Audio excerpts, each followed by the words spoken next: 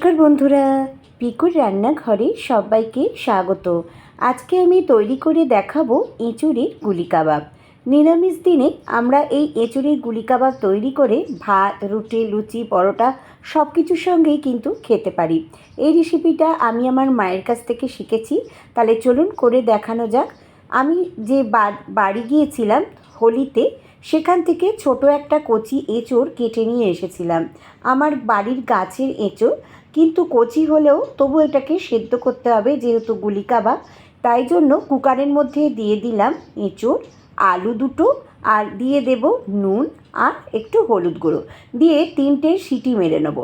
এবার কিছু শুকনো মশলা আমি করে নেব।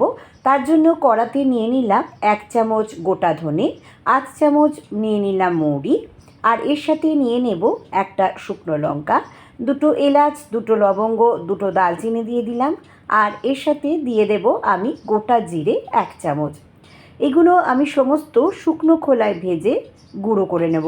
আমার মা এইভাবে কিন্তু রান্নাটা করতো, আর খেতেও কিন্তু এই মশলাটার কারণে আরও বেশি ভালো হতো। এবার এই যে সেদ্ধ করা হয়ে গেছে, এবার আমি ভালো করে মেখে নেব। এঁচোড় আর আলু বেশ ভালো করে কিন্তু মাখতে হবে, কোনো রকম যেন দরদরা না হয় সেরকমভাবে কিন্তু সেদ্ধটা করতে হবে। আমি আলুর খোলাগুলো মাখতে মাখতেই কিন্তু ফেলে দিচ্ছি।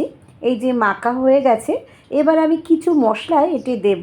তার জন্য প্রথমেই আমি যে গুঁড়ো মশলাটা তৈরি করেছিলাম সেটা 2 চামচ দিয়ে দিলাম।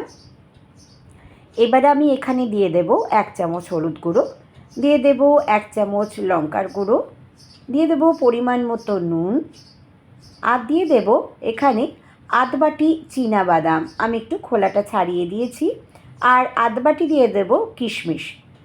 এখানে আমি অবশ্যই কিন্তু চিনি দেব, চিনি ছাড়া কিন্তু এটা অসম্পূর্ণ। এই রেসিপিটা খেতে হয় টক টক, মিষ্টি মিষ্টি, ঝাল ঝাল। এবার আমি ভালো করে মেখে নেব। আর কিশমিশ আর বাদাম কিন্তু অবশ্যই দেবেন। যখন গুলি কাবাবটা খাবেন ভাতের সঙ্গে মেখে, তখন কিন্তু মুখে পড়বে আর বেশ ভালো লাগবে। এবার আমি এর মধ্যে দিয়ে দেব আটা। এখানে আমি 3 চামচ আটা দিয়েছি। আটার জায়গায় আপনারা চাইলে ময়দাও কিন্তু দিতে পারেন। এবার আমি ভালো করে কিন্তু মেখে নেব। হাতটাকে ধুয়ে নেব, নিয়ে বেশ ভালো করে একটু হাতেতে তেল মাখিয়ে নিয়েছি, যে দেখিয়ে দিচ্ছি। এবার যেরকম গুলি করে দেখুন আমি দেখিয়ে দিচ্ছি, সেরকম আকার করে কিন্তু গড়ে নেব। রেসিপিটা যদি বন্ধুরা তোমাদের কাছে ভালো লেগে থাকে, তাহলে সাবস্ক্রাইব করবে, লাইক করবে, শেয়ার করবে, আর নিচে থাকা বেল বাটনটা প্রেস করে দেবে, যাতে নতুন নতুন রেসিপি তোমাদের কাছে খুব সহজেই পৌঁছে যায়। এই যে দেখো আমি প্রত্যেকটা গুলি কিন্তু তৈরি করে নিয়েছি। বন্ধুরা তোমরা কিন্তু অবশ্যই এটা ট্রাই করো বাড়িতে, আশা করছি নিরাশ হবে না। দেখো আমি প্রত্যেকটা কিন্তু গড়ে নিলাম এইভাবে, খুব সহজ কিন্তু।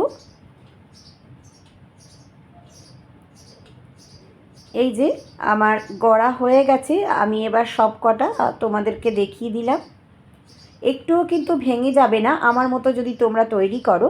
এবার কড়ার মধ্যে অবশ্যই কিন্তু সর্ষের তেল দিয়ে দেবে। সর্ষের তেলেই কিন্তু এই রান্নাটা খেতে বেশি ভালো হয়।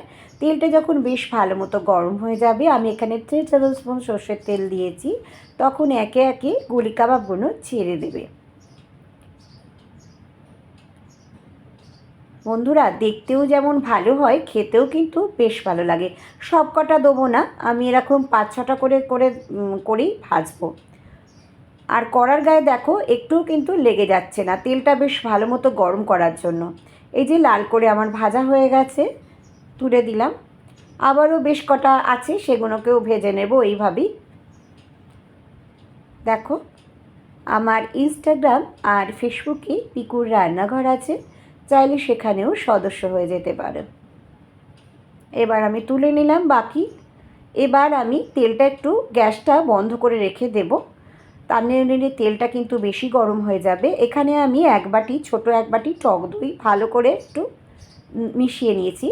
এবার এর মধ্যে দিয়ে দিলাম পরিমাণ মতো, নয় এখানে 1 চামচ দিয়ে দিলাম জিরে গুঁড়ো, 1 চামচ ধনে গুঁড়ো, দিয়ে দিলাম হলুদ গুঁড়ো 1 চামচ, আর লঙ্কার গুঁড়ো দিয়ে দেব 1 চামচ।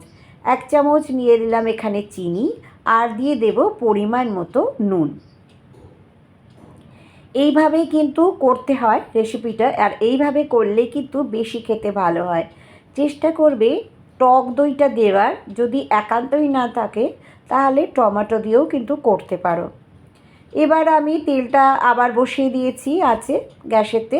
এবার তেলটা একটু গরম হতে থাক। আমি এর মধ্যে ফোড়ন হিসেবে দিয়ে দিলাম একটা তেজপাতা, আর আদা দিয়ে দিলাম 2 চামচ। দিয়ে আমি এখানে 2 ইঞ্চি আদাকে কিন্তু বেটে নিয়েছিলাম। এবারে এই যে আদার কাঁচা গন্ধটা যখন চলে যাবে, তখন আমি এই সময় দইয়ের সাথে যে মশলাগুলো রেখে দিয়েছিলাম ফেটিয়ে, সেটাকেও দিয়ে দিলাম। এই সময় কিন্তু তোমরা গ্যাসের ফ্লেমটা অবশ্যই আস্তে করে রেখে দেবে, না হলে কিন্তু দইটা একটা কেটে যাওয়ার সম্ভাবনা থাকে। এই যে দেখো কীরকম তেলটা ছেড়ে দিয়েছে। মশলাটা একটু যখন কষানো হয়ে যাবে, 2-1 মিনিট পর আমি আবার বাটি ধোয়া জল দিয়ে, আরও একটু জল দিয়ে, যখন বেশ ভালো করে গ্রেভিটা ফুটে উঠবে, তখন এর মধ্যে আস্তে আস্তে গুলি কাবাবগুলোকে ছেড়ে দেব।